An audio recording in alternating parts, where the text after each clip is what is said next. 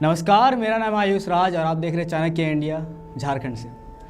बोकारो में राज्य वित्त पोषित व्यावसायिक प्रशिक्षण संघ के कर्मियों ने 13 माह से वेतन भुगतान नहीं होने पर गहरी नाराजगी जताई है। संघ के नेताओं ने उपायुक्त को ज्ञापन सौंपकर बकाया वेतन के तत्काल भुगतान की मांग की। कर्मियों का कहना है कि कई बार लोकतांत्रिक तरीके से अपनी मांग सरकार तक पहुँचाई गई, धरना प्रदर्शन भी किया गया, लेकिन अब तक सिर्फ आश्वासन मिला है।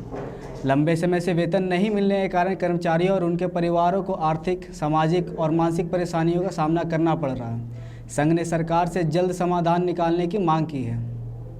सर, हम लोग व्यावसायिक प्रशिक्षक हैं सर। लगातार 13 माह से हम लोगों का मानदेय रोका गया है सर। यही ज्ञापन देने के लिए हम लोग बोकारो जिला के उपायुक्त महोदय के पास आए थे सर।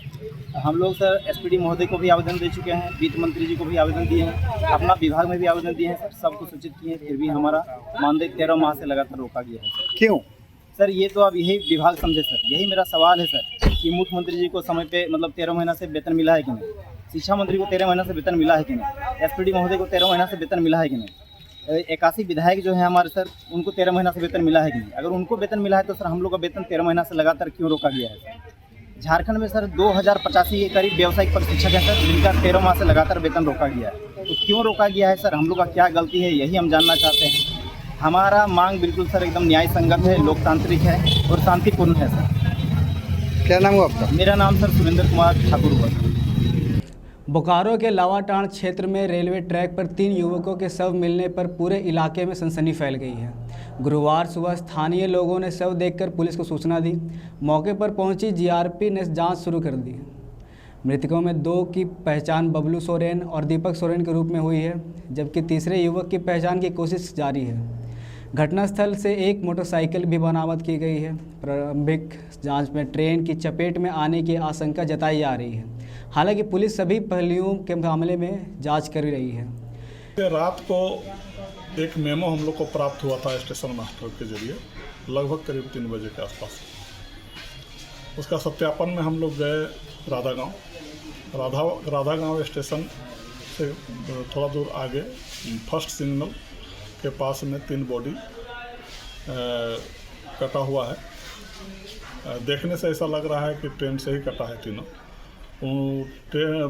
बॉडी के आसपास से शराब का बोतल भी मिला है, जिसे ऐसा लग रहा है कि लोग शराब पीने के चक्कर में ये हादसा हो गया। नशीली पदार्थ पीकर ट्रैक पे आके बैठ गए हैं, ऐसा आपको कहना? हाँ, इस तरह का देखने से अनुभव हो रहा है। अब कहने का मतलब है कि एक के बॉडी से एक आधार कार्ड मिला है पैकेट से, तो उसमें उसका नाम बबलू सोरेन लिखा हुआ है और बबलू सोरेन लिखा हुआ है महुआ टाल।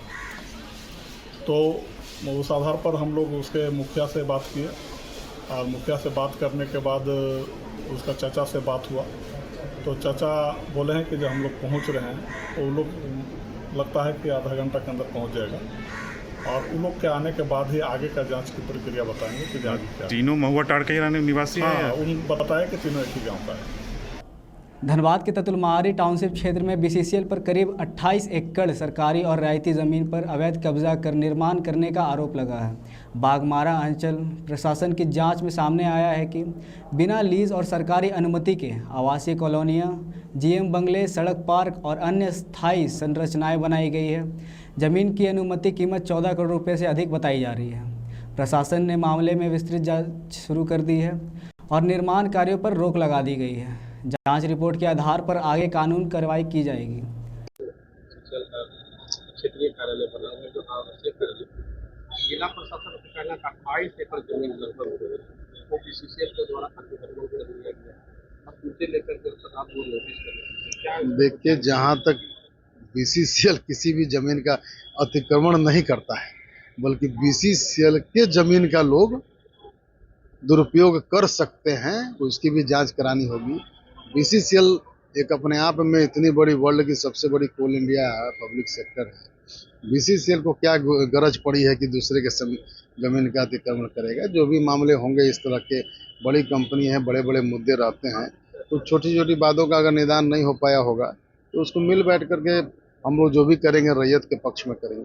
2015 से वो आवासीय कॉलोनी बन रहा था।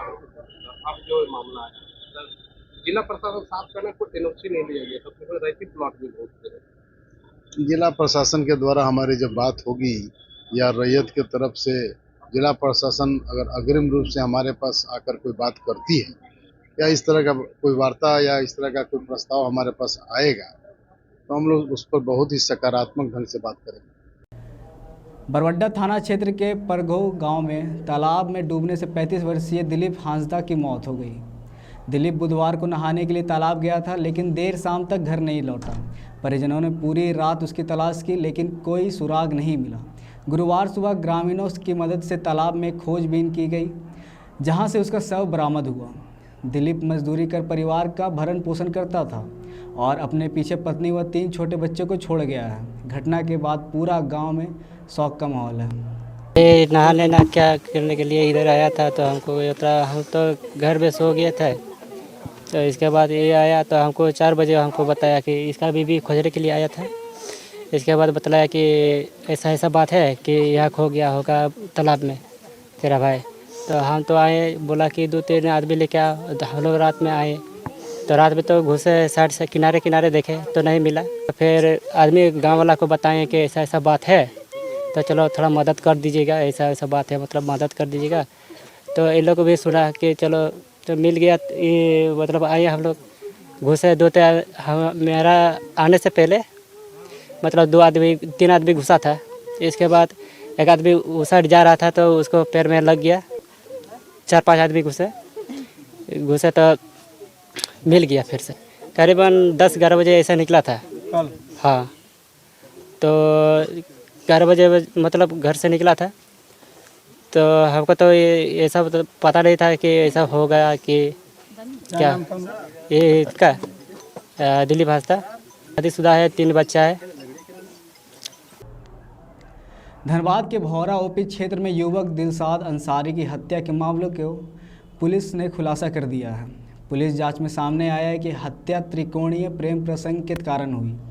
मृतक की प्रेमिका और उसकी होने वाली पति ने मिलकर हत्या की, साजिश रची थी। पुलिस ने प्रेमिका को गिरफ्तार कर लिया है और उसकी निशानदेही पर हत्या में इस्तेमाल चाकू, मोबाइल फ़ोन और मोटरसाइकिल बरामद की है।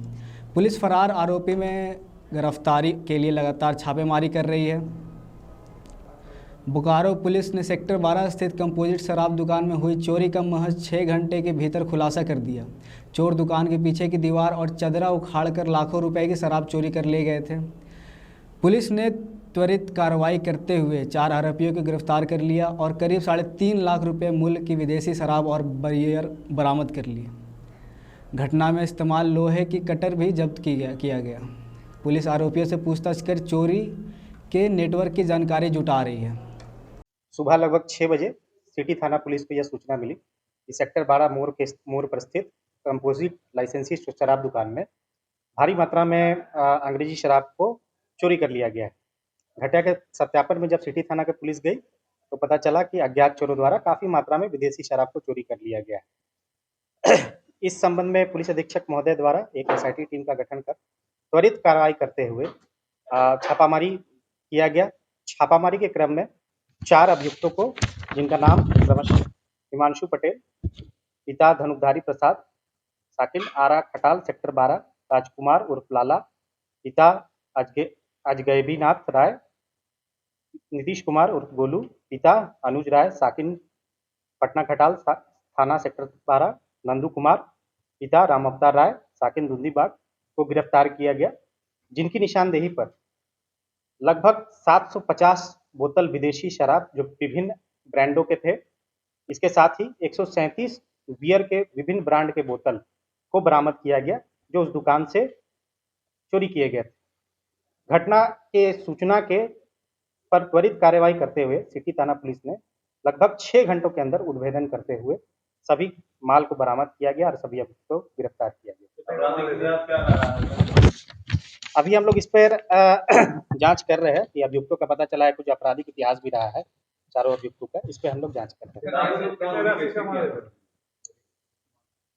हमने जो जब्ती किया है उसमें एक ताला काटने वाला लोहा का कटर भी है, जिसके मदद से जो टीना का शेड था ऊपर दुकान के ऊपर, उसको काट कर एक आदमी अंदर घुस के पेटी को बाहर चोरी करने लगा, जिसका सीसीटीवी फुटेज भी उपलब्ध है। तो इतने भारी मात्रा में ये लोग कैसे वहां से चोरी करके सामान कैसे ले गए? 4 लोग थे, चारों लोगों ने एक ठेला या ट्रॉली की मदद से सामान को लाद करके अपने घर कहाँ पटना खटाल पर जाकर जमा किया हुआ था। शराब दुकान की दूरी ताकि वो आसपास कहीं लग रहा है 700-800 मीटर होगा। ज्यादातर अपराधी है क्या? हाँ, इसका आपराधिक इतिहास इन लोगों का है, हम लोग इस पर जांच कर रहे हैं।